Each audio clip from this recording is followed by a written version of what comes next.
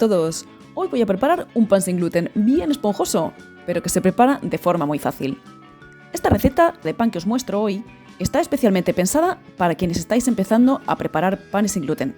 Sin embargo, queda tan rico que los que ya estáis acostumbrados a preparar buenos panes sin gluten, también le daréis el visto bueno. Se trata de una receta que lleva tiempo en el blog y que he testado en mi último vídeo en el que comparaba los resultados de diversos sustitutos del gluten. Os enlazo el vídeo aquí arriba.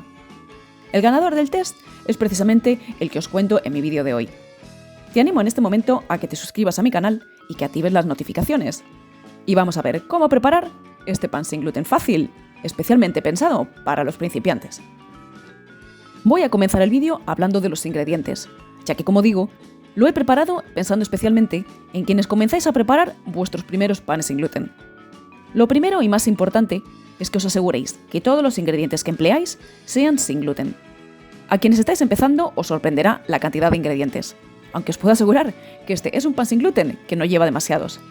Para conseguir un pan sin gluten que se asemeje a los preparados con harina de trigo, necesitas mezclar harinas y almidones sin gluten. Y necesitas también añadir algo que ligue los ingredientes y evite que el pan se desmenuce al salir del horno, lo que llamamos sustituto del gluten. ¿Pero por qué mezclar harinas y almidones? ¿No basta con emplear una sola harina sin gluten? ¿Por poder? Sí, podría, pero ya te anticipo que no ibas a obtener el pan que esperas. Preparando el pan con una harina solamente, en este caso harina de arroz, obtendrías un pan más compacto, con una miga más densa y húmeda en el caso de la harina de arroz. Es por ello que se añaden almidones, para obtener un pan más esponjoso, con más volumen y con una miga más seca al tacto. Pero los almidones no son todos iguales. Ahora mismo no hace falta que sepas las diferencias, pero sí que existen almidones de diferentes tipos y con diversas funciones. Es por ello que voy a añadir almidón de dos tipos: de maíz, lo que se conoce comúnmente como maicena, y de patata, también llamado fécula de patata. No son copos de puré, es un polvo blanquecino similar a la maicena. Si te es más fácil conseguir almidón de tapioca, también llamado fécula de mandioca, puedes emplearlo en su lugar. Y si no consigues ninguno de los dos, añade más almidón de maíz, más maicena. He dicho también que es necesario añadir algo que ligue los ingredientes y evite que el pan se desmenuce al salir del horno. En el caso del pan de hoy, se trata de goma xantana, este polvo blanco de aquí. En este vídeo de aquí arriba, te cuento todo sobre ella.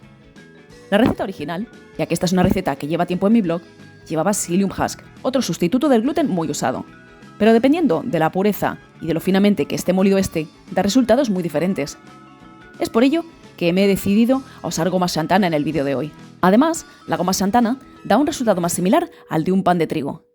Si de todas formas empleas psyllium husk, fíjate muy bien la textura que tiene la masa en este vídeo, porque es posible que necesites añadir más agua si tu psyllium husk es muy puro. Y llegamos a la levadura. Esta es una levadura seca de panadero que no necesita ser activada previamente, con lo que su empleo es mucho más sencillo. Lee el paquetito. Si pone que se añade directamente con las harinas, estás usando el mismo tipo de levadura seca que yo. Pero no confundas con el polvo de hornear o levadura de repostería.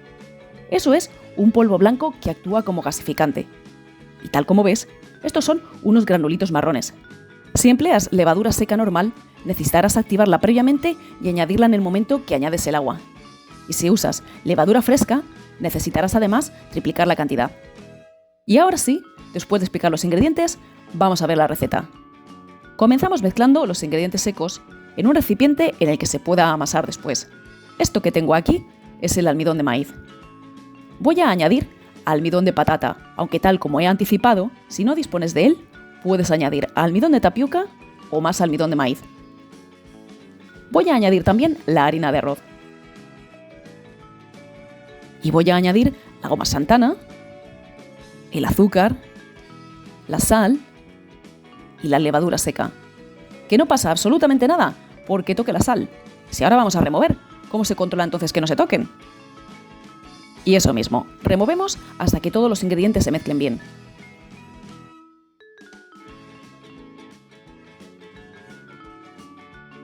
Ahora añadimos el agua.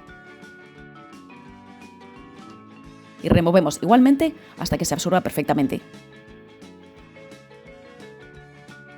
Y llegado este momento, toca amasar. Lo ideal es amasar al menos 10 minutos, pero si este es uno de tus primeros panes sin gluten, no te quiero traumatizar el primer día, ya que amasando lo suficiente, unos 10 minutos, la masa se vuelve muy pastosa. Pero eso sí, amasa al menos 5 minutos. No es lo ideal amasar tampoco, pero el resultado es más que aceptable y la masa permanece más manejable. Eso sí, los que tengan ya experiencia, amasad al menos 10 minutos. Yo voy a amasar 5 minutos y os voy a contar cómo compensar la falta de amasado. Transcurridos 5 minutos, este es el aspecto que tiene la masa. Podéis limpiaros la mano con el borde de la cuchara. Con una espátula de cocina engrasada, recoge bien la masa del recipiente y con las manos también engrasadas, engrasa la superficie y forma una bola. Llega el momento de dividir en porciones. Engrasa ligeramente la superficie de trabajo donde colocarás la masa. Yo voy a pesar las porciones, pero puedes dividirlas a ojo, por supuesto.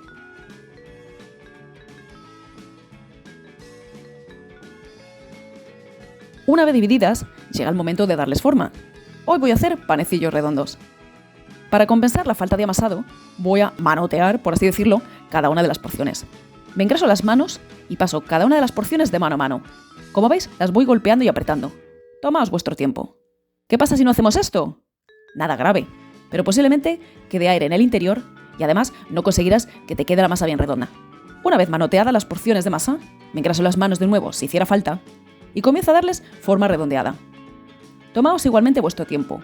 Yo he acortado el vídeo, pero las hago girar un buen rato entre las manos. Y una vez que las tengo, las vuelvo a redondear. ¿Es imprescindible esto? No, pero yo personalmente quiero que me queden bien redondas. Cuando están listas, las voy colocando sobre una bandeja de horno cubierta con papel de hornear y las aplasto un poco, pero no demasiado. Me gusta que los panes queden después redonditos. Con las manos engrasadas les doy una forma bonita. Y ya solo queda cubrir y esperar a que doblen su tamaño. Dependiendo del calor que haga en tu cocina, podrán tardar entre 1 y 2 horas. Cuando hayan doblado de tamaño, calienta el horno a 210 grados y coloca una bandeja metálica en el fondo. Imprescindible que sea metálica. Y cuando el horno esté bien caliente y no antes, introduce tus panes en la balda inferior del horno. Vierte medio vaso de agua en la bandeja del fondo y cierra la puerta rápidamente.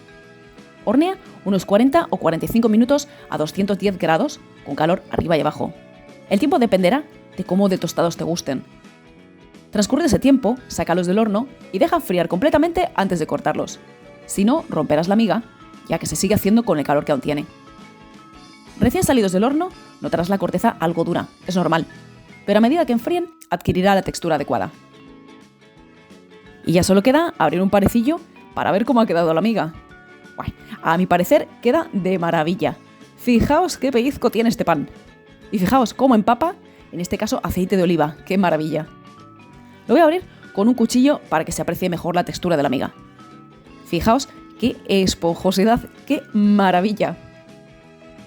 Y nada más por hoy. Yo me voy a buscar el acompañamiento para este panecillo que he pellizcado ya. Y espero que os animéis todos a preparar unos iguales en casa. Un saludo a todos.